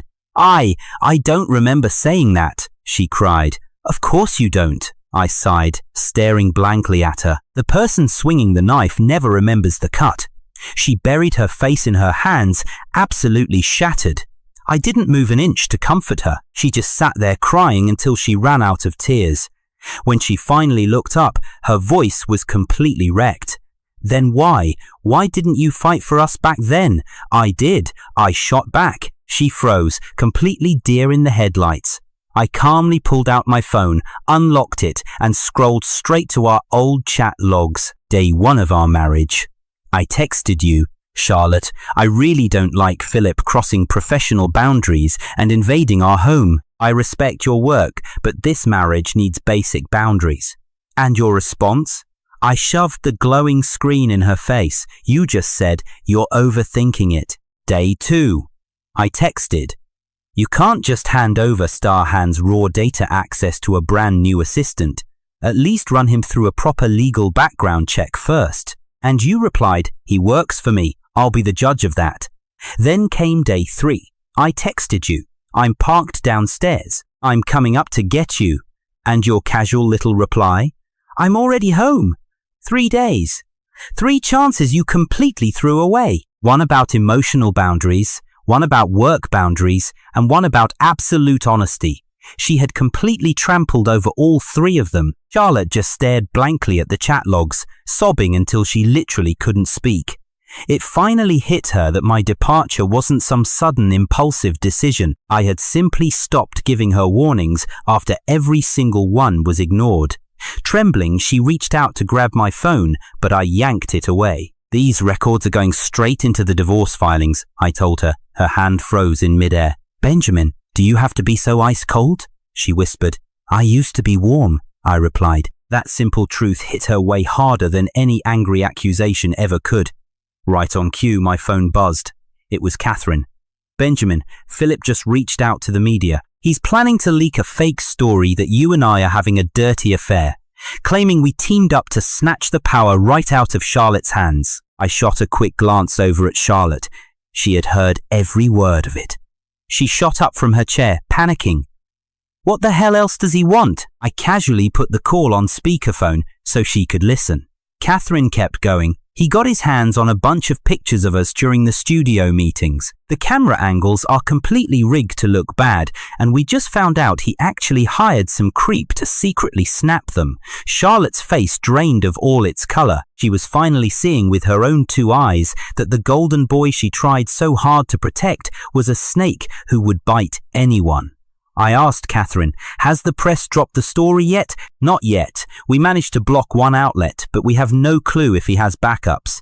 I didn't miss a beat. "Don't stop them." Catherine was totally floored. "Wait, what?" she asked. "Let him drop the article," I ordered. Charlotte started to freak out. "Benjamin, I locked eyes with her. If he doesn't post his lies, How is everyone supposed to see the real truth? Right at 8 o'clock that evening, a massive expose blew up all over the internet. The headline screamed, "Inside the marriage crisis of Winston Global's CEO. Husbands suspected of sleeping with legal exec to steal power." The attached photos showed Catherine and me looking cozy in a conference room. Of course, the shots were masterfully cropped to completely hide the rest of our team. Charlotte called me the literal second it dropped. Her voice was shaking like a leaf. "Benjamin, please let me fix this. I just stared at the raw, unedited security footage I already had queued up on my laptop." "You don't need to lift a finger for this one," I replied flatly. Less than 10 minutes after that garbage article went live, my official studio account dropped the full, uncut video. It clearly showed not just Catherine and me, but my entire tech crew, my legal advisors, and Gordon Tate. The whole supposedly scandalous conversation was literally just a super boring professional review of the Starhan project. Every single spoken word was crystal clear. Immediately following that mic drop, Catherine fired off a brutal legal statement under her own name. Her wording took 0 prisoners. "I am happily married, and my husband is a respected university professor. Anyone caught maliciously spreading these vile rumors will face the full wrath of the law." That devastating combo completely nuked Philip's plan. The public backlash did a total 180 in seconds. Internet sleuths started digging into who leaked the fake story, and they quickly noticed the writing style perfectly matched that shady anonymous post from inside Winston Global. This time around, Philip had absolutely nowhere to run. Late that night, Winston Global's own legal department officially slapped him with a massive lawsuit for data theft, character assassination, and corporate slander. For once in her life, Charlotte didn't say a single word to defend that loser, but at the same time, she lost any chance to prove she wasn't completely brainwashed, because the whole world saw that I had flawlessly handled the mess all by myself. The very next morning, the divorce negotiations kicked off down at the law firm. By the time I walked in, Charlotte was already waiting in the cold conference room. She was dressed in plain clothes and didn't have a drop of makeup on. The second she saw me, she practically jumped out of her chair. "Benjamin," I gave a stiff nod. "Miss Winston." All the color drained right out of her face. Do we really have to be like this?" I just tossed my folder onto the table. "Let's stick to business." She stared at me with these hollow, broken eyes for a long time before finally slumping back down. Her lawyer cleared his throat and started reading off the terms, one by one. We had only been officially married for 3 measly days, so our bank accounts were mostly totally separate anyway. Plus, the ironclad prenuptial agreement left 0 room for argument. Honestly, there was practically nothing we actually owned together as a couple. The only things left to hash out were the massive wedding bills, who got to keep the penthouse, and a bunch of flashy gifts she had tried to give me that I never even accepted. I told them I didn't want a single dime of it. Her head snapped up, totally shocked. You don't want anything at all?" "Nope." Her voice started shaking uncontrollably. "Then why did you even marry me in the first place?" The question was so damn ridiculous that a bitter laugh almost escaped me. "Because back then, I genuinely wanted to build a real life with you." Hot tears instantly started pouring down her cheeks. Those 2 words back then cut her infinitely deeper than any insult ever could. The lawyer nervously went back to reading the paperwork. The licensing rights for the Starhan project will be sorted out through a totally separate commercial contract and will absolutely not be counted as marital property. Suddenly, Charlotte slammed her hand down on the table. "What if I refuse to sign? What if I just don't agree to this divorce?" Her own attorney looked incredibly awkward. My lawyer didn't even blink. "Miss Winston, you absolutely have the legal right to reject this peaceful settlement. However, Mr. Blake has an overwhelming mountain of evidence proving that this marriage is completely beyond saving, including proof of massive lies told after the wedding, constant toxic arguments, the fact that you're living apart, all your chat logs, and plenty of eyewitnesses. Dragging this into court won't change the final verdict one bit.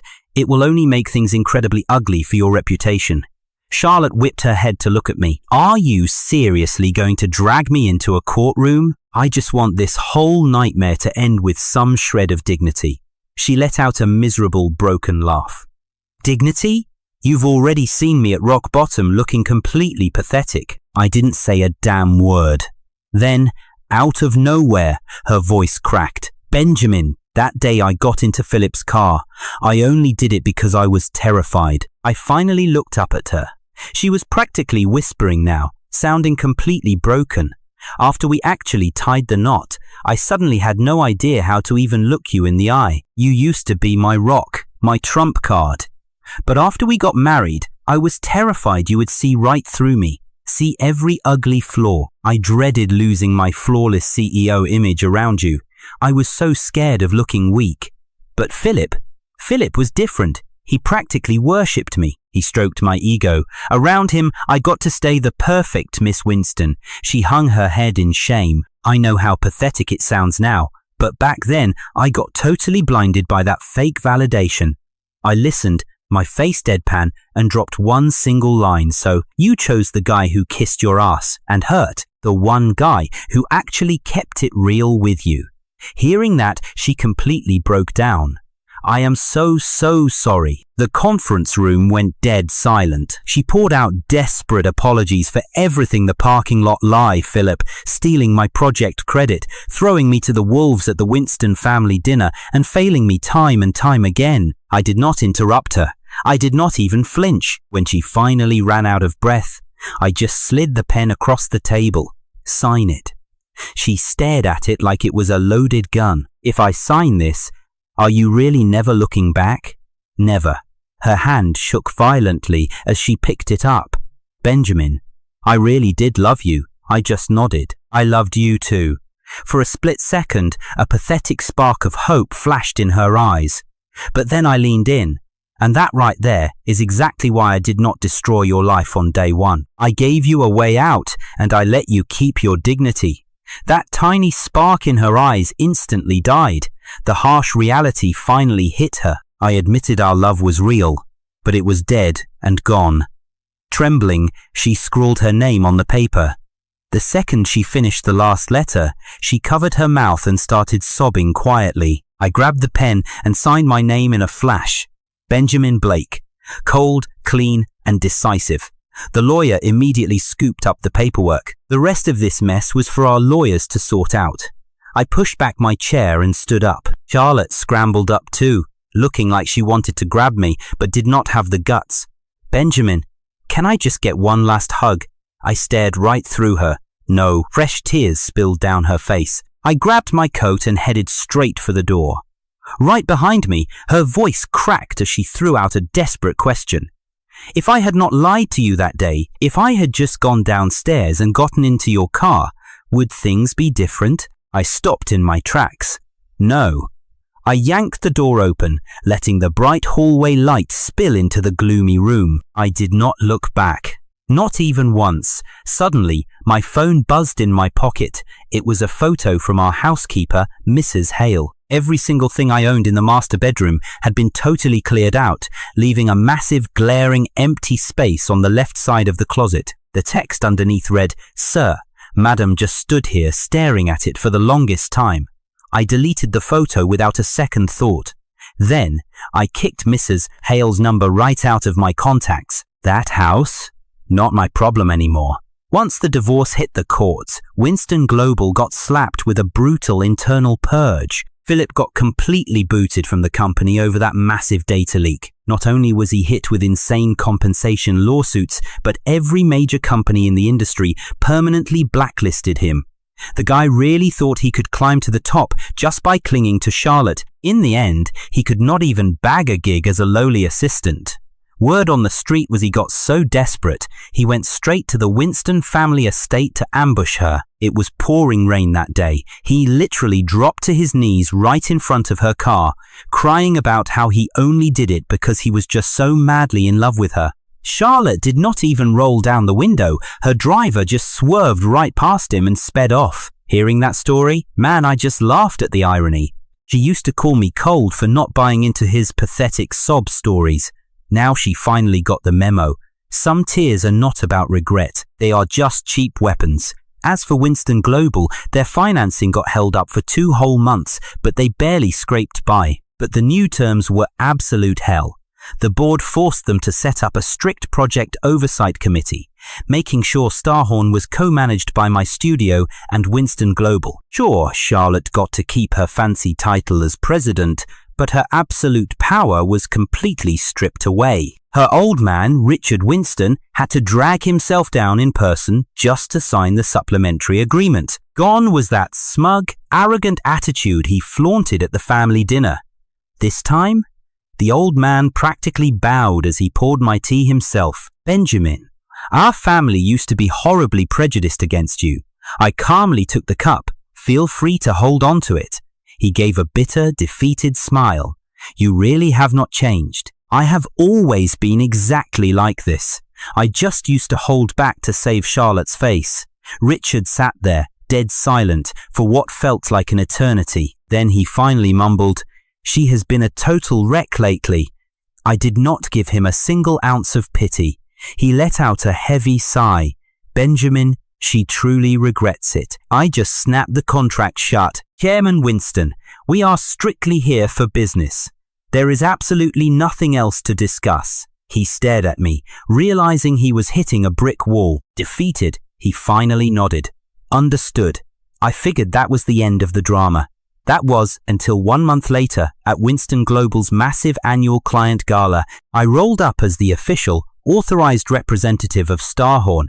It was strictly a public business event, so I had zero reason to skip it. They hosted it at that same damn hotel, only this time, when Charlotte stepped up to the mic to pitch Starhorn, she did not dare hide me in the shadows. Right in front of every heavy-hitting client, ruthless investor, and board member in the room, she looked dead at me and spoke. Starhorn would be absolutely nothing today without its brilliant core architect, Mr. Benjamin Blake. In the past, Winston Global made catastrophic errors in leadership and deeply hurt the one man who actually built our success. So today, on behalf of this entire company, I formally and deeply apologize to Mr. Benjamin Blake. Thunderous applause ripped through the ballroom. Suddenly, hundreds of eyes snapped straight to me. I just sat there in the crowd, my face completely unreadable. Her apology was way too little and way too late. Too late to fix a damn thing, but I accepted it anyway. Not because I forgave her, no. I took it because I earned that public vindication. Later that night, long after the speeches ended, Charlotte finally cornered me out on the terrace. The night air was biting cold. She stood there, looking so incredibly frail. The sharp, aggressive woman I once knew was entirely gone. Now, her fierce edge had been completely worn away, leaving behind nothing but pure exhaustion. She nervously held out a small box, but I refused to take it. Her voice cracked as she whispered, "It is not a gift. It is your ring." I gave it a cold glance. It was the very same wedding band I had left sitting on the nightstand the day I packed up and moved out. She had actually held on to it. "Throw it away," I said flatly. Her hand visibly shook. "Benjamin." I stared right through her. "That thing means absolutely nothing to me now." She stared down at the ring in her hand, fresh tears quickly gathering in her exhausted eyes. "Sometimes I cannot help but think," she choked out. "If I had just come home earlier that night, if I had searched for you the moment I saw your empty closet, if I had not protected Philip over and over." I abruptly cut her off. "Charlotte Winston." She looked up, startled. "You did not just miss out on one single chance," I told her firmly. "You actively pushed me away with every single choice you made." The tears finally spilled down her cheeks. For once, she did not beg me to come back. She did not ask about any what-ifs. She just whispered, so very softly, I know. Without another word, I turned on my heel and walked right off the terrace. Right as I reached the door, her voice called out one last time, "Benjamin, I wish you true freedom from now on." I paused for just a second, refusing to look back, and simply replied, "Thank you." Fast forward 3 months, and my brand new studio had successfully locked down independent financing. Starhorn was fully upgraded into an independent platform. We were no longer tied down to serving only Winston Global. We were finally our own bosses. Catherine officially joined the risk control committee, while Gordon brought in a massive wave of new overseas clients. I was no longer playing the role of someone else's hidden trump card in the shadows. Now I was finally standing squarely in my own spotlight. During an exclusive interview, a top journalist asked me exactly why I made the bold choice to break completely away from the massive Winston global system. I looked right at the camera and said, "Because a truly stable business partnership should never have to rely on a broken marriage just to sustain itself, and it certainly should not be maintained by entirely sacrificing someone's personal dignity." The journalist leaned in, clearly intrigued, and asked, "So, how exactly do you view that marriage now?" I paused and thought it over for a few seconds before answering. It taught me one crucial thing. In absolutely any relationship, mutual respect will always matter far more than just love. After wrapping up the interview, I confidently walked right out of the building. The sky above was perfectly clear. My phone screen was blissfully empty. No missed calls from Charlotte, no desperate messages. And from the toxic Winston family? Total radio silence. Nobody was calling to tell me, "Do not make a scene," just to ruthlessly suppress my feelings anymore. My sleek car was waiting quietly by the roadside. The driver respectfully glanced in the mirror and asked me where I wanted to head next. I gazed out the window at the bustling city crowd, and suddenly, a memory flashed back to the third night of my doomed marriage. I had been sitting in my car, staring at a beautiful bouquet of fresh freesias resting right there on the passenger seat. I never even got the chance to give them to her. Back in those dark days, I genuinely thought I was tragically losing my one and only marriage. But later, I finally realized the truth. I had simply walked away from a massive mistake. "Take me back to the company," I told the driver. The engine roared to life as bright golden sunlight poured directly across the windshield. And this time around, I absolutely did not look back. Truly, I left it all behind for good.